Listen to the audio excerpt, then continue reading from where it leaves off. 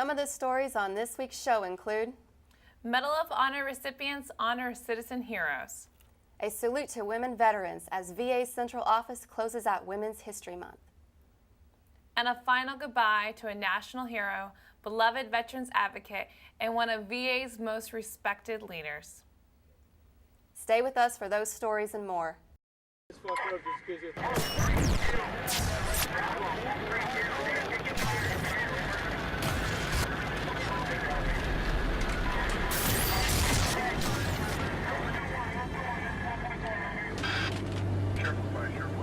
Be advised at this time that it's red. We have ongoing combat operations from just north of Taj.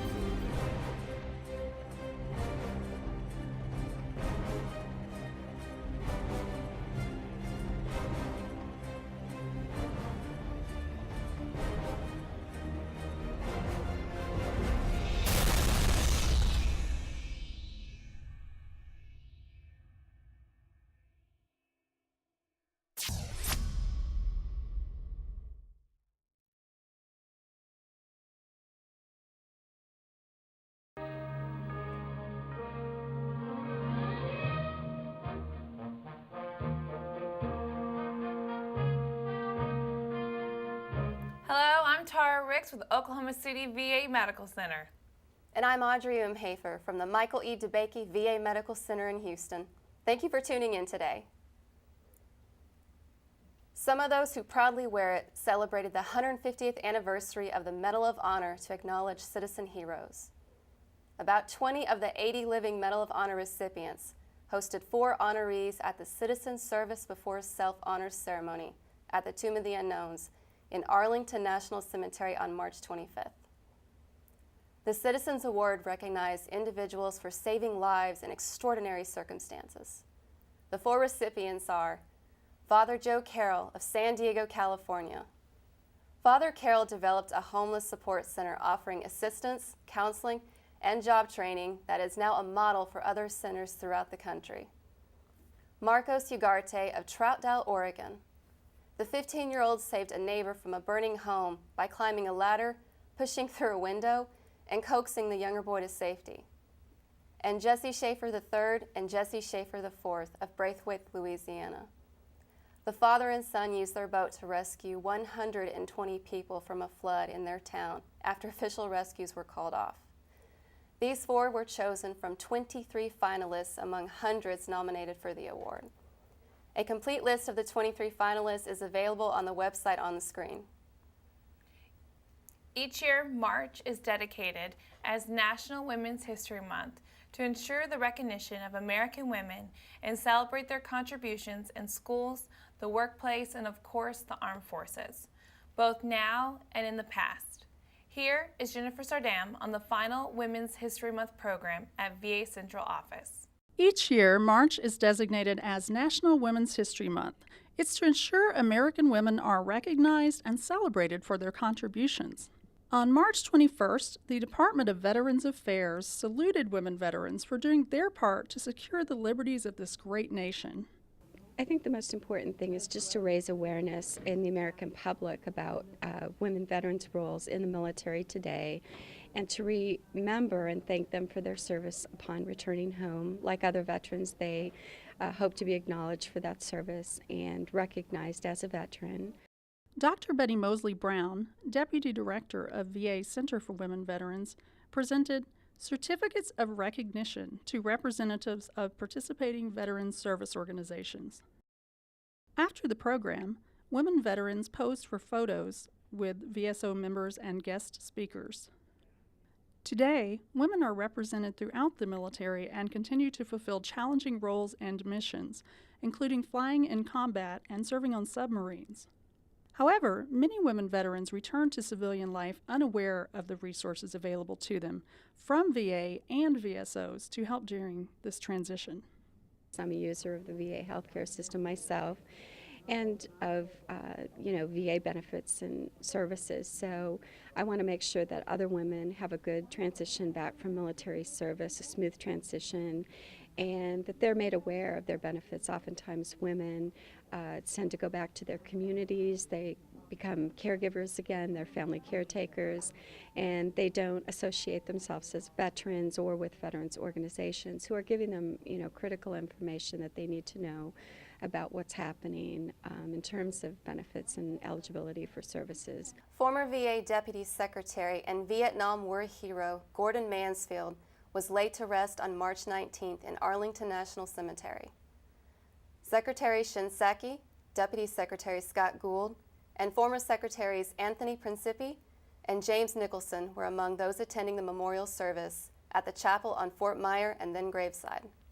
Also, there are a number of Mansfield's classmates in the Army's 1963 Officer Candidate School. The 63 OCS class had one of the strongest bonds and still ranks as the best ever.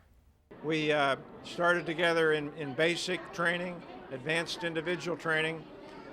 That was 8 weeks and 8 weeks, and then 6 months of OCS, so day-to-day contact with him.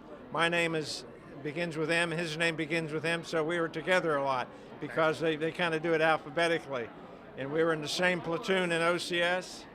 We spit-shined our floors every day. We had a great third roommate who gave us a little bit of, we were college options, didn't have any military experience except basic and advanced individual training, so our roommate was a sergeant, had a couple of years of Army experience and really got us through. But Gordon, he was a great roommate. He led by example. He wouldn't ask his men to do anything he wouldn't do himself. In that one class from OCS, there was one Medal of Honor, several Silver Stars, Gordon's Distinguished Service Cross. I mean, that's a pretty impressive group of people who were in Vietnam exactly at the difficult time of the Tet Offensive, oftentimes for their second or third tours. The Paralyzed Veterans of America and the Wounded Warrior Project sponsored a brunch at the Fort Myers Officers Club following the burial service to celebrate Mansfield's life. Mansfield was a longtime executive director of the Paralyzed Veterans of America. Paralyzed Veterans of America lost a really good friend the day that Gordon passed away. He had done so much for our organization, and actually for all veterans.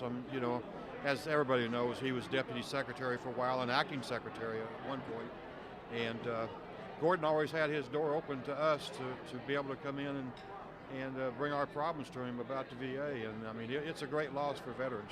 Gordon served as my deputy for part of my tenure at the VA, and he was my right arm, my inspiration, and a great friend. And so his passing is just a really sad moment for me and for all of us who served with him.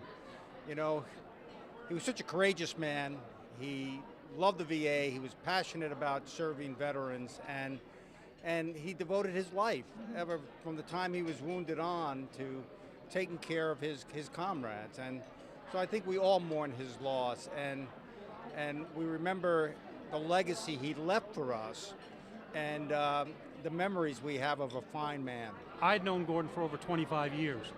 And when I first got involved with our organization, he took me under his wing, as he did most people, and explained to us how we had to be better, we had to be more professional because of the seriousness and the nature of our disabilities, that we had to prove to people that we were examples and we were the reason why people supported the causes that we put forward to the VA. He's always been a man that I've admired tremendously. So I will miss him, as I know so many people will, but he was just one terrific fellow. Mary Walton is a World War II veteran and the first black nurse from Dallas to enlist in the U.S. Army. Walton received a surprise visit from retired Air Force Brigadier General Tom Daniels at the Dallas VA Medical Center. Daniels is a member of VA's Advisory Committee for Minority Veterans. He declared Walton General for a day. A graduate of Florida and A&M University, Walton was a first lieutenant in the Army. She is also a former VA nurse. She's been a patient of VA for over 30 years and says her care here is as perfect can be. The newest episode of VA's prize-winning news magazine series, The American Veteran, is totally focused on women veterans. Here is host Jonathan Kopanger at the World War II Memorial on the Washington Mall with a preview. In this month's edition of The American Veteran, we take a look at an overview of women's programs presented by VA, the Youth Volunteer Award winner, the history of women serving in the Coast Guard, and a look at WASPs of World War II. That's what's in store. Hope you'll join us. The American Veteran can be found on the VA homepage. Just click on the media room, then video. You can also watch it on VA YouTube page, VA's Knowledge Network, and the Content Distribution Network, and the Pentagon Channel.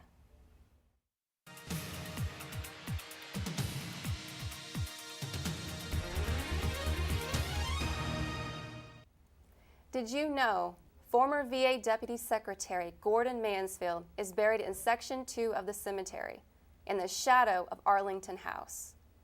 Mr. Mansfield was wounded during the 1968 Tet Offensive by the North Vietnamese. Ironically, Mr. Mansfield was laid to rest next to the late Defense Secretary Robert S. McNamara, a controversial architect of the Vietnam War, who later faced criticism from both dissenters and veterans of the war. McNamara was in his final days as secretary when the Tet Offensive erupted. And that's all we have this week. Thanks for tuning in today. Let us know if you have any story suggestions. Just contact Ken McKinnon at the phone number or email on the screen. I'm Audrey Umhafer. And I'm Tara Rex. Have a great day in service to our nation's heroes.